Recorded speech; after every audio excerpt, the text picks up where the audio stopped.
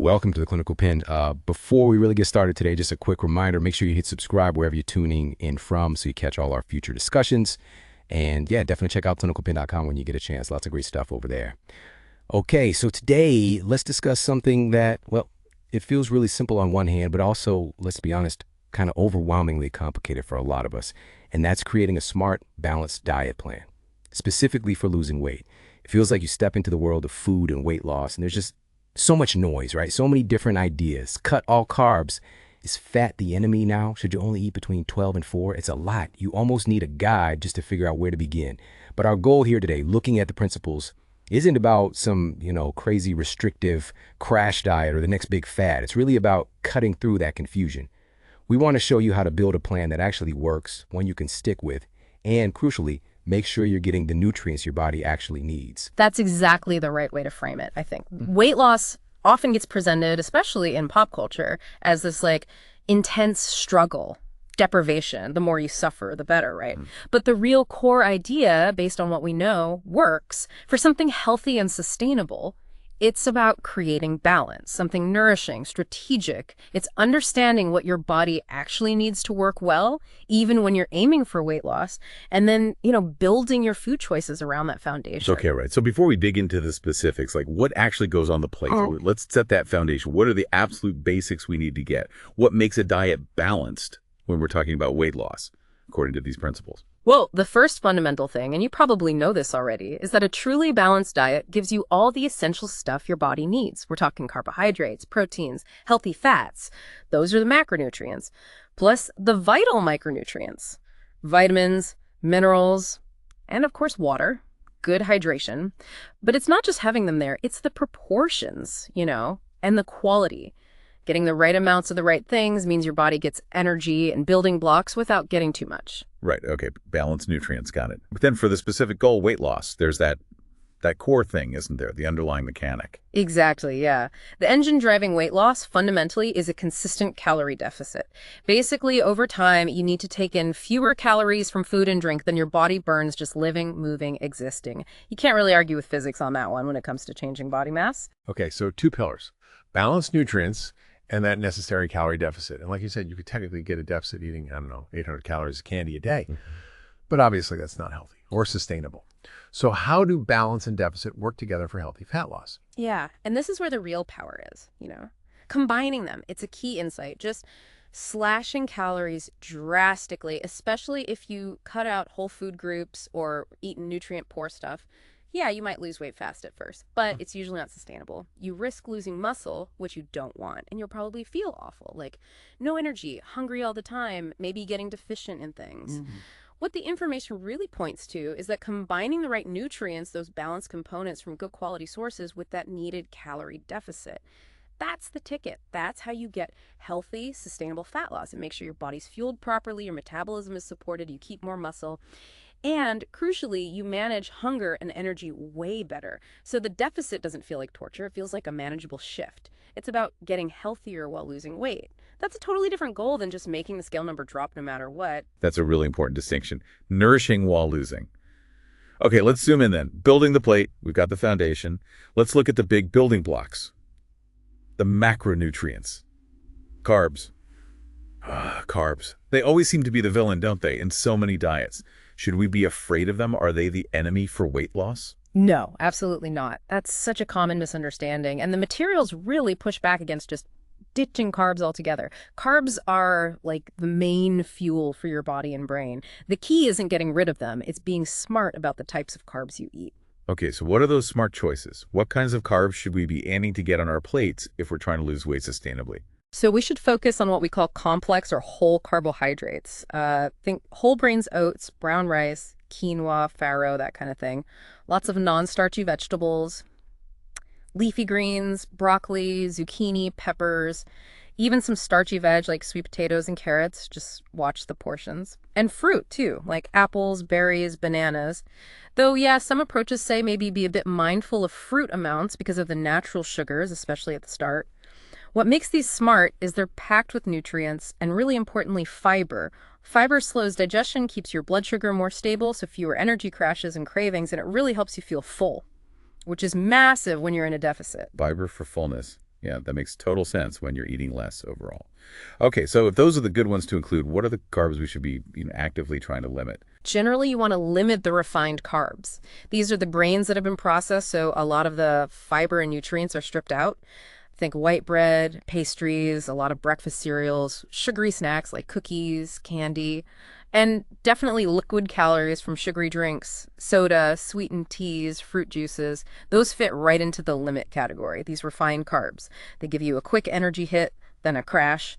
They don't really fill you up or give you many nutrients, just empty calories that add up fast. Empty calories. Oh, yeah. Definitely something to watch when aiming for that deficit. Okay, let's switch to protein. Protein seems to be the superstar in the weight loss world, right? Why is it seen as such a powerhouse? Oh, it really earns that title. Protein is super important for a few key reasons when you're trying to lose fat. First, it helps you hang on to your lean muscle mass, especially in a calorie deficit. Muscle burns more calories at rest than fat does, so keeping it helps keep your metabolism humming. Second, protein has the highest thermic effect, meaning your body actually uses more calories just to digest protein compared to carbs or fats. It's a small boost, but hey, it helps. And third, and this might be the biggest one for actually managing the deficit protein, is incredibly satiating. It makes you feel full. Getting enough protein with your meals helps you feel satisfied for longer, which can seriously cut down on hunger and cravings later on. Satiety, yeah, that's huge. Managing hunger is like half the challenge for so many people. So looking at the sources, what are some good protein options we should focus on? Is there like a target amount per meal? Yeah, the materials list a good range. Lean meats like chicken, turkey breasts, fish are great, eggs too, dairy like Greek yogurt or low-fat paneer, and tons of plant-based options. Lentils, chickpeas, black beans, tofu, tempeh, edamame. Even grains like quinoa have a decent protein kick. And yes, there is a practical target suggested, aiming for around 20 to 30 grams of protein per meal. That's seen as a pretty solid goal to help with muscle and fullness when weight loss is the aim. That 20-30 grams per meal is useful, something concrete to shoot for. Okay, last macro, fats. Another area with a lot of confusion, a lot of fear historically. Should we just avoid fats? No, definitely not. That's another point that comes through really strongly. Healthy fats aren't the enemy. You shouldn't avoid them. They're essential for hormones, absorbing certain vitamins, and they also help with satiety, making meals feel more satisfying. The key, just like carbs, is choosing the right types of fats and being really mindful of how much. Okay, so what are the healthy fats to include, and where's the catch, the caution? You definitely want to include sources of monounsaturated and polyunsaturated fats. Think avocados, olive oil, nuts and seeds, almonds, walnuts, chia, flax. Natural nut butters too. Fatty fish like salmon, mackerel, fantastic for omega-3s. Now, the catch, and it's important. Fats are the most calorie-dense macronutrient, like 9 calories per gram versus 4 for protein and carbs. So while they're good for you, portion sizes are super important. A small handful of nuts, a drizzle of oil, maybe a quarter of an avocado, that's often enough. It's just really easy for the calories from fats, even healthy ones, to stack up without adding much bulk to your meal. So awareness is key there. Portion awareness for fats. Got it. Okay. Critical tip. Okay, so we've hit the macros, the quality within them. But beyond just the protein carb fat ratio, how do we actually put this together on a plate? What else is important for structuring meals well? Right. This brings us to a really simple but kind of powerful visual rule that's highlighted. One of the easiest ways to get plenty of nutrients and feel full while managing calories is to aim to fill half your plate with non-starchy vegetables. At most meals, Half the plate. Just veggies. Wow, that sounds like a lot. yeah. But I guess it gets back to the volume point you made earlier. What kind of veggies are we talking about? Yeah, exactly. We mean things like spinach, kale, broccoli, cauliflower, zucchini, cucumbers, peppers, green beans, asparagus. Basically, any veg that isn't super starchy, like potatoes or corn, those fit more in the smart carb category we talked about. The reason this is so emphasized is they're amazing. Super low in calories for how much space they take up, packed with vitamins, minerals, antioxidants, and loaded with fiber. So filling up on these gives you bulk, helps you feel physically full, adds those vital micronutrients, and the fiber helps with satiety and digestion too. All makes sticking to that deficit way easier. Half plate veggies. That's a great visual cue, easy to remember. Okay, we've talked food. What about drinks? People focus so much on food calories, but sometimes forget what they're sipping on. Oh, absolutely. And that's a huge blind spot, according to the insights here. Liquid calories, they add up so fast. And the tricky thing is, they don't make you feel full the same way solid food calories do. You know, you could drink 300 calories in a soda and be hungry again minutes later, but 300 calories of chicken and broccoli? That would probably fill you up quite a bit. Right. So what are the clear do's and don'ts for drinks then? The definite don'ts are the sugary ones. Soda, sweetened juices, those fancy sweetened coffees or teas, major sources of empty calories. Alcohol should also be limited, adds calories, and can mess with your food choices later.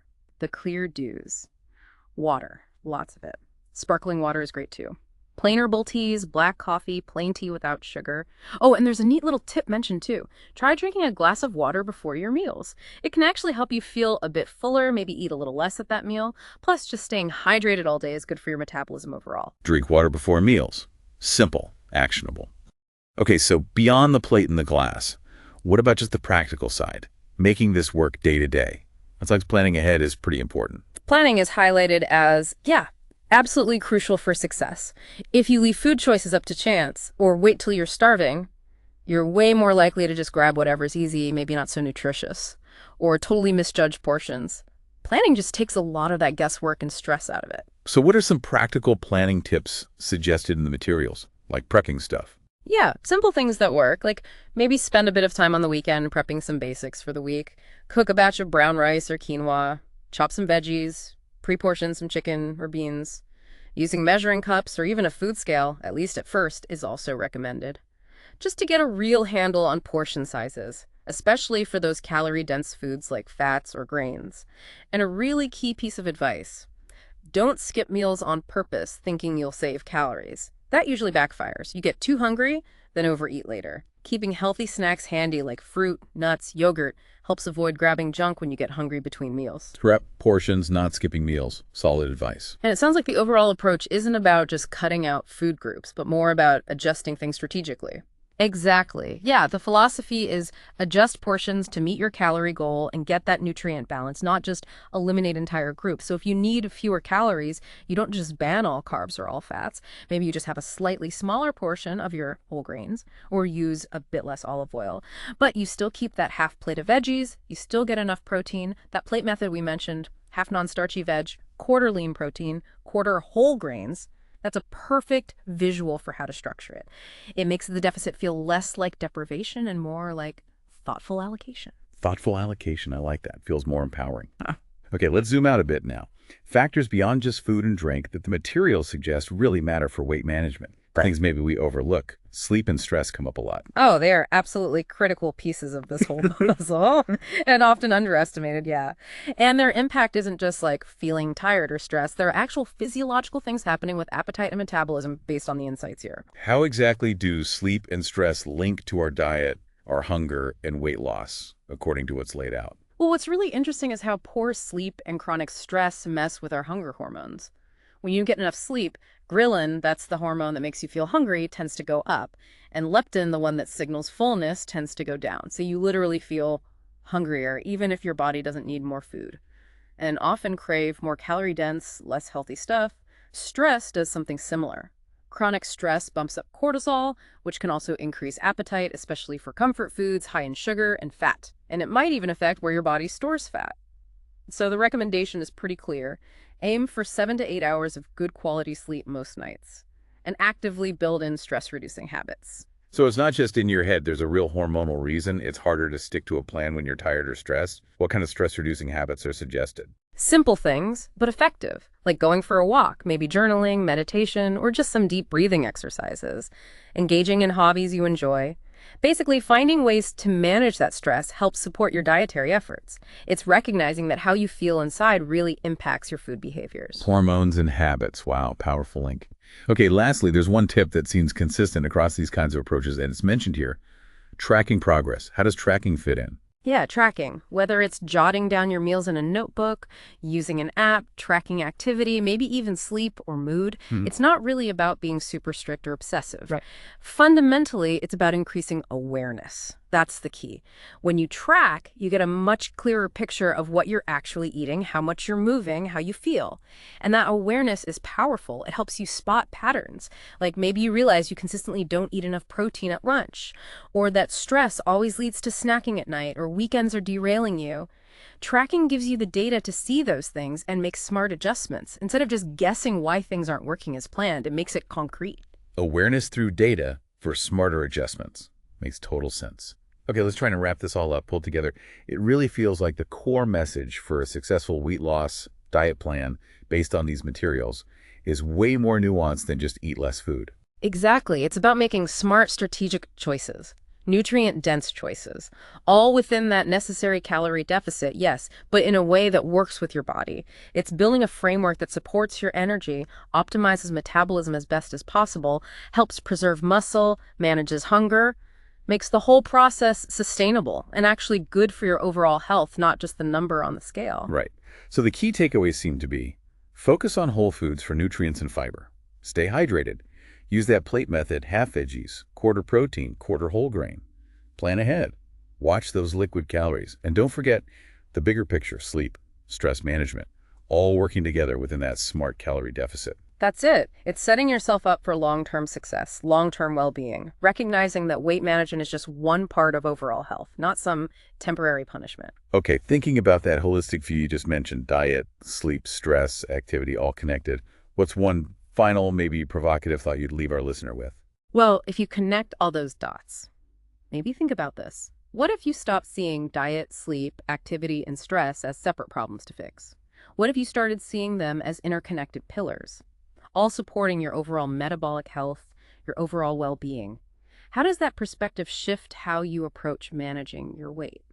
It stops being just about following a meal plan, right? It becomes more about cultivating a supportive lifestyle, where making a healthy choice in one area, like getting good sleep, actually makes it easier to make healthy choices elsewhere, like with food, creating this kind of positive feedback loop for lasting health and sustainable progress. That's a really powerful way to look at it, an interconnected lifestyle, not just a diet. Thank you so much for walking us through all these insights today, and thank you for listening. Please don't forget to subscribe to the Clinical Pen so you don't miss our next discussion. And definitely visit clinicalpen.com to see everything they offer. We'd also love it if you shared this conversation with anyone you think might find it useful. And please, leave us a comment with your thoughts or questions. Until next time.